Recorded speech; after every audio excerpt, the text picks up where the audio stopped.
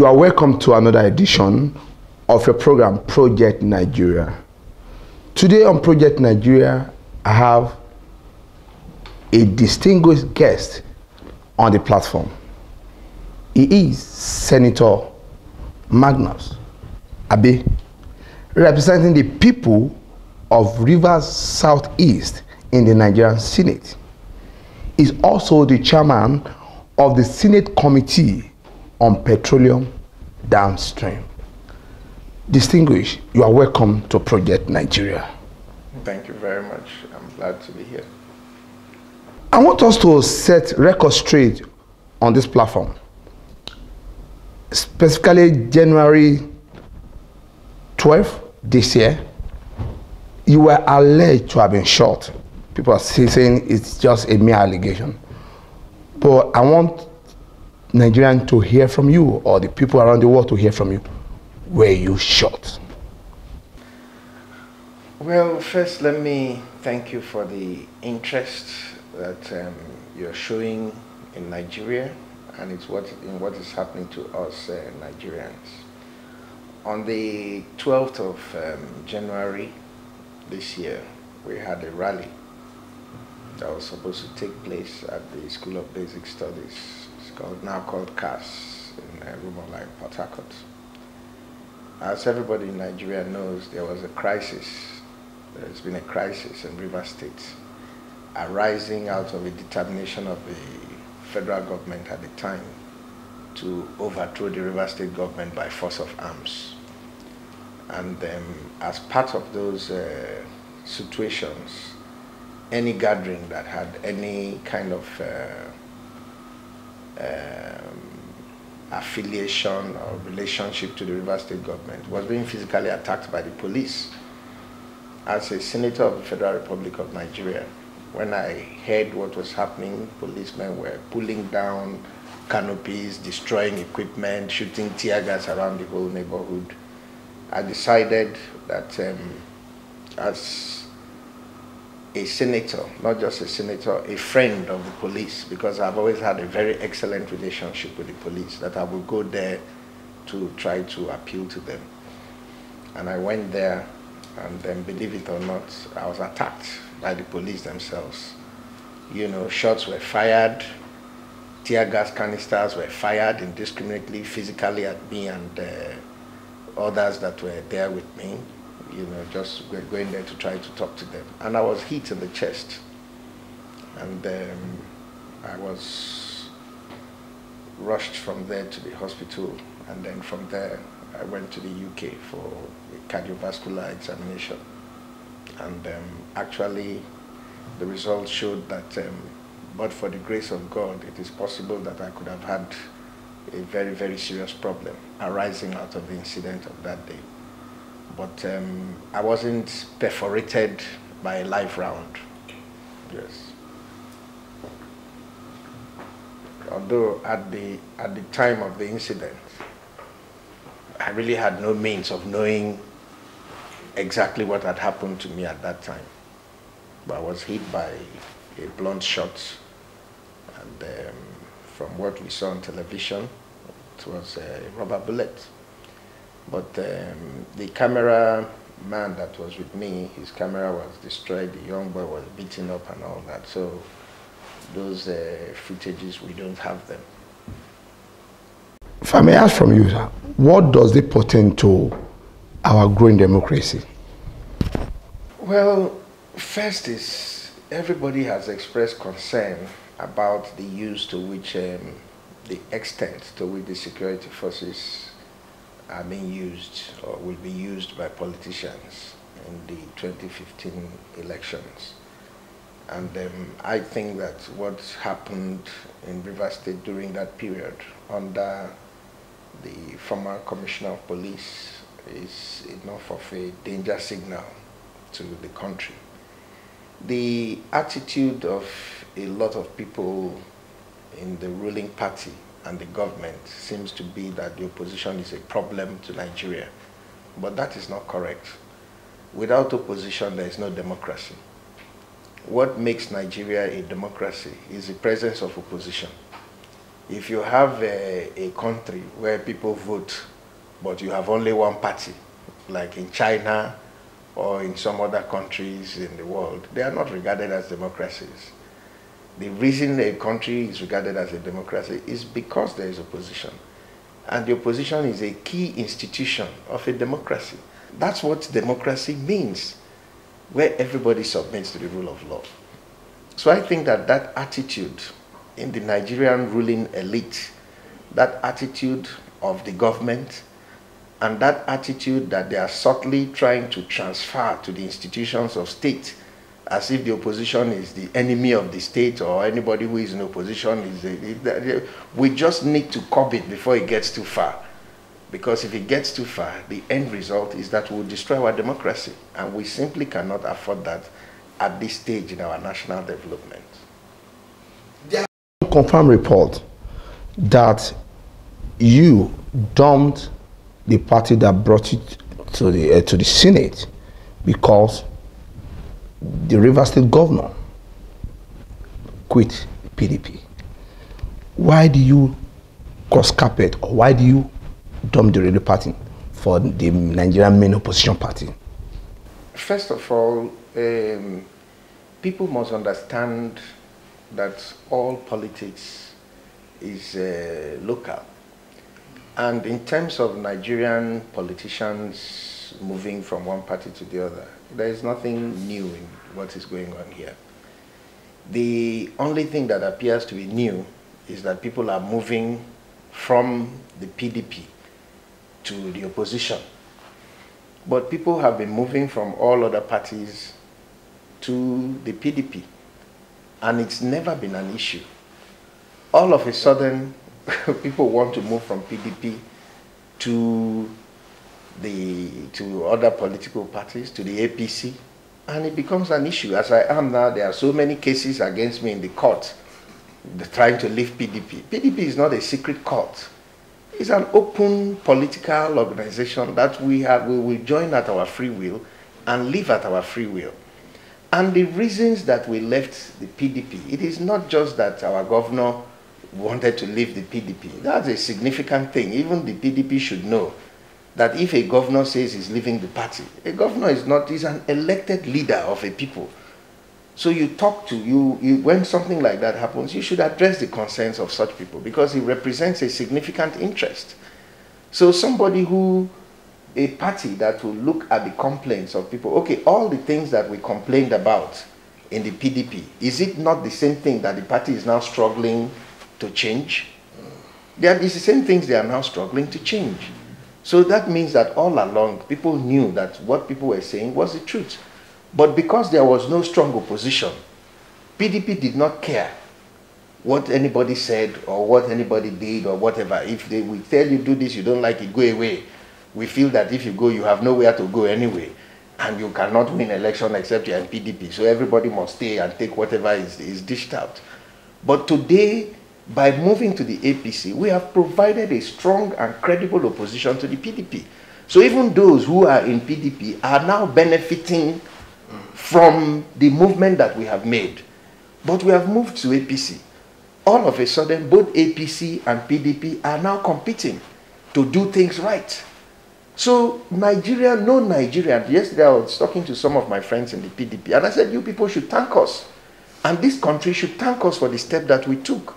Because all of a sudden, we are actually giving Nigerians the true benefit of a democracy, which is that the people should count.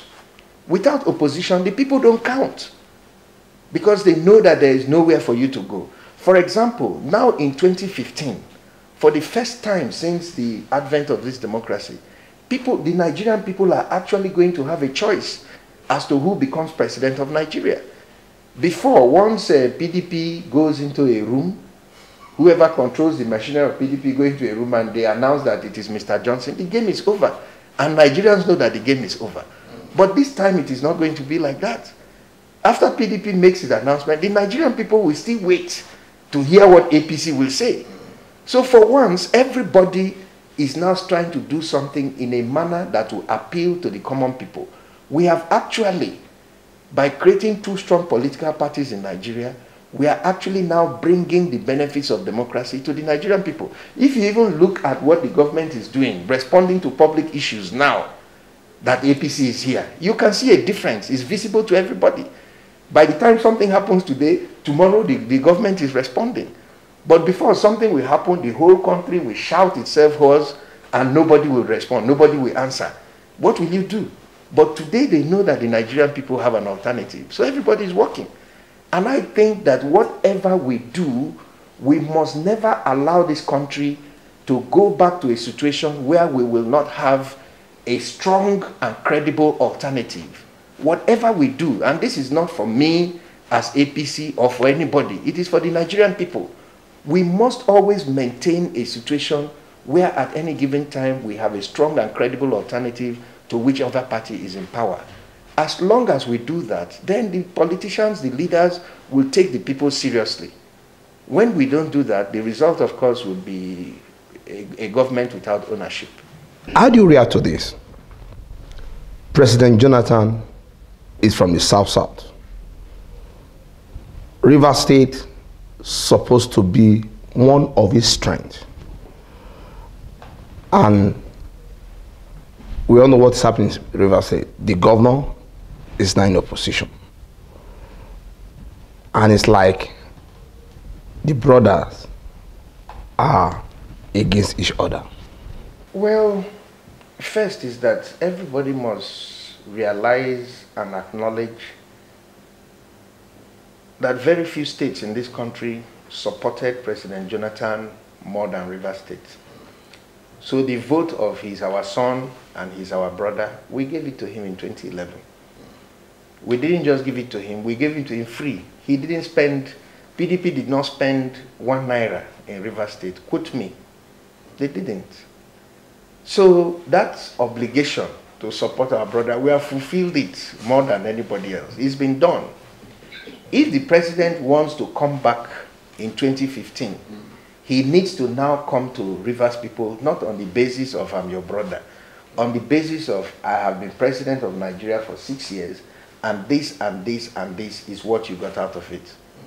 But unfortunately, when we were raising the alarm and trying to get the president to focus on the key challenges facing not just the people of River State, but even the people of the country, there were those around the president who thought that by creating enmity between us and the president, their own power will be doubled and their income will be quadrupled. You understand what I mean? They created the crisis between, there was no crisis. The crisis between us and the president was artificial. It was magnified and manufactured by ambitious politicians who felt that by chasing out credible voices from around the government, their own opportunities will be magnified. Clearly, it is clear now that that is not the case. Instead, what has happened is that they have landed the president with a huge credibility deficit in his home region. It is not just the governor who is APC. I am APC. I'm a serving senator of the Federal Republic of Nigeria. So even if it is only me that left the party, it will be something to a party that is concerned about people. So it's not just the governor who left the party. 2 senators left the party. Members of the House of Representatives left. Local government council chairmen left. Members of the House of Assembly left. Commissioners left. These are all people who are relevant today. So you can't replace people who are relevant today with people who were, you exchange a serving member of the House of Representatives with a former member of the House of Representatives. You go and bring people who have been out of power and are desperate for a means to come back into relevance.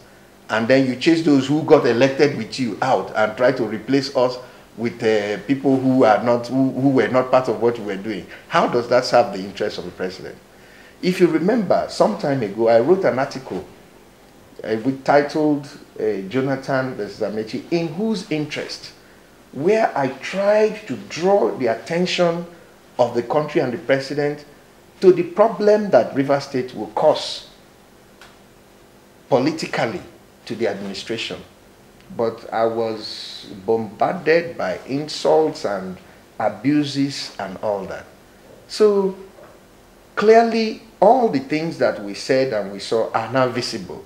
It's not that anybody hates Jonathan or hates PDP, but I'm a politician. I can't be in a political party where, you know, I don't have a means of self-expression, where my views are not respected, where my followership is not recognized, where our contributions are not acknowledged, where we finish contributing, and then when we come to ask for anything, we're viewed as criminals, where things that are rightly our own is taken away from us and given to other people. Nobody is going to stand for that kind of rubbish. So it is PDP that made the decision to send us out of the party, and we are out. So I don't think PDP is complaining. In fact, they said that when we leave the party, they will hold a Thanksgiving service to celebrate Amechi's exit from the party. We are still waiting for that Thanksgiving service, and I want to see where they will hold it. You know, so these are how irresponsible politicians just create crisis in the polity for purposes of self-aggrandizement. How can, if somebody is supporting me genuinely, and even a councillor in my place says he will leave our group, then somebody who is my supporter will say, let the councillor leave, that he will celebrate. How will I view such a person as a supporter? He should be looking for another councillor to add to the one I have, not to allow one that is already with me to say he's going. So I thought that some of those things were things that, you know, seasoned politicians should have been able to see through, but they didn't. And so we are out of PDP, we are now in APC, and we are committed, loyal, and fully integrated members of the All Progressives Congress. The good thing about APC is that it's a new party.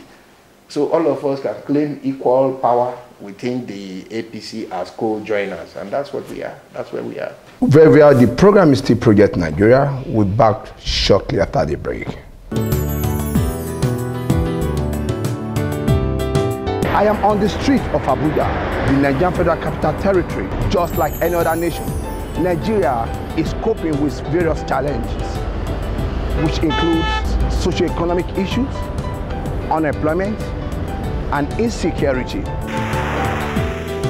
As we are alive to review the first 100 years of our nation, so by the grace of God, with others, we are alive to review what we have done during the time that we have the opportunity to be in the leadership of this country. We cannot continue like this as a nation. A time will come when the poor in this country will have nothing to eat but the rich.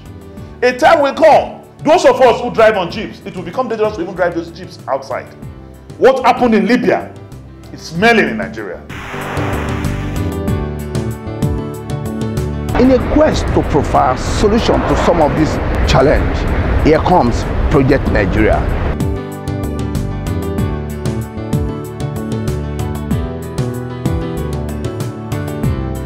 Welcome back. The program is Project Nigeria, and my guest is Senator Magnus Abey, representing the people of Rivers Southeast in the Nigerian Senate. Like I've told you before, he's also the chairman of the Senate Committee on Petroleum, downstream specifically. You're welcome back. Before we went on break, you have talked about why you and some of your supporters are in APC. The question is this: the APC, the new party, is also made up of the former PDP members. Let me say, to some extent, more PDP members and APC right now. If I may ask, what is a different thing that APC is going to bring on the table that would be to the benefit of Nigerian masses? You know, every time people try to run down the All Progressives Congress, they talk about the fact that it's still the same people. People are not going to come from Cameroon to save Nigeria. People are not going to come from Egypt to save Nigeria. It is Nigerians who will help this country. And before you can run for office, be a member of a political party, you must be 18 years old and above. So there is no way we are going to manufacture new Nigerians that would help the country. It is still the same Nigerians that were doing the things they were doing who will take a decision that, no, we can do things better. We can do things differently. We can challenge ourselves and at least try. So the whole idea of APC and its slogan, change, is that these are Nigerians who are committed or committing to trying to do things differently. And everywhere we are in the APC, we have on the fact that we must be seen by the Nigerian people to do things differently. We used to be in PDP. PDP will have a convention and tell you that the time on the program they will send to all the foreign embassies and everybody will be 10 a.m. We will sit at Eagle Square until 6 p.m. before we start the convention. And this is the ruling party. If I go to APC today and we say something will start at 9, by 10 all of us start complaining that we don't want to be like PDP. They should do this thing immediately. Let's follow the time and all that. And you can see that that determination, that obligation to try to show Nigerians that things can be different is what is driving the spirit of the APC. So the fact that we are all former PDP members is irrelevant. Already the idea of change is there. The Nigerian people expect change. They want to see real change, you know. And I think that the good thing about APC is that we are committing to trying to bring that change about, not only in the way we do things, but in the way things are done in the country. And that will benefit everyone. Distinguished, let's go to the petroleum sector. What are your concerns about today's missing funds? It's like it has become a common phenomenon. Fund is missing NNPC, shortage of fuel supply. And to people outside the world, Nigeria is a major oil producing nation. Do you share what is your concern about this? Well, I don't think that the problem in Nigeria is limited to NNPC. The issue of corruption and funds getting missing and funds being mismanaged, misapplied, spent wrongly, you know, spent on the wrong things is all over the landscape. The problem is magnified in the oil sector because the Nigerian economy is based on the oil sector. More than 90-something% of our foreign exchange earnings is from oil. So that's where the bulk of the economic activity, impactful economic activity takes place. So the same thing that is happening in NNPC is happening in other places in the economy. But because it is in the oil sector, of course, then it is magnified 90-something% because that's what it constitutes as far as the economy is concerned. So I think that the critical thing for Nigerians to focus on is the political will, the determination as a country for us to uphold truth in what we do. You see, whatever you say about our society, as long as we don't hold truth as our core value, the same thing, no matter what you do, if you take this money to the power sector, you hear the same story. You take the money to the pension sector, you hear the same story. You take anywhere you go with the Nigerian factor, you will hear the same story. Why? Because we run a society where truth doesn't mean anything. People do whatever they like, they lie openly, they forge documents, they change things they have written before. Nothing is sacrosanct in a society where truth means nothing. And the end result of that is that a country that is 50-something years old now, we are more divided, more disunited than we had been at the beginning. Because truth is not sacred. Nobody believes anybody, nobody trusts anybody. You know, if we gather here now, first everybody looks at where you come from, they look at your religion and all that. But countries that came from a more fragmented beginning than Nigeria has over the years been able to build confidence in their citizens that people will play by the rules, that I can be from Rivers State and think of what is right for the man in Gombe, who is also my fellow Nigerian, that I can trust the man from Borno to watch out for my interest the way I would watch out for his. If we cannot achieve that, there's no point pretending we're a nation. So if Nigeria is going to work, it has to work for all Nigerians, you know, in a fair and just manner. There can be no justice without truth. There can be no peace without justice. So the challenge of Nigeria is not that money is getting missing in oil. It is the behavior of Nigerians that is a problem. You know, now you're talking about the PIB. I was telling somebody the other day, anytime you hear these people talk, they talk about refineries, they say, oh, it is PIB, this, they say it is PIB. PIB is not going to solve much, except we change the way we do things as a country. The problem of Nigeria is not legal. The problem of Nigeria is leadership, is moral, is truth. So we really need to address this issue, or we should forget about Nigeria as an enterprise that will serve much of a purpose. Because if it doesn't work for the majority, it will not work. And right now, it is not working for the majority. That much is clear. Before we go on this show, one more question for me. 2015 is around the corner. And there's information out there that you are the anointed candidate for Government House Rivers State. Is it true? I think that the era of anointing candidates is past. We are in APC. What we are trying to do in APC in Rivers State now is to build a strong and formidable political organization that will crush the PDP and crush it visibly for the world to see. If we belong to such a party and we're able to deliver our state, it does not matter what Magnus Abey becomes or doesn't become. What matters is that Magnus Abey is one of the leaders of the APC from Rivers State. That's what matters. So if we succeed, we will succeed as a party. And moving to 2015, the fact that I came to the Senate was a decision of my political family. That political family is now the APC family in Rivers State.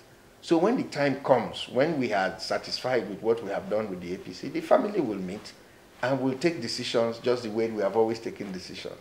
And when we take those decisions, we will implement them. It's not about Magnus Abey or about any other person. It is about Rivers State, it is about Nigeria, and most importantly for us now, it is about APC. Thank you. That's much we can take on this edition of Project Nigeria. Once again, my guest has been Senator Magnus Abey, representing the good people of Rivers Southeast. Also the chairman of the Senate Committee on Petroleum, downstream specifically. Thank you for being my guest. Hope to see you again, sir. Thank you very much. You're welcome. Thank you.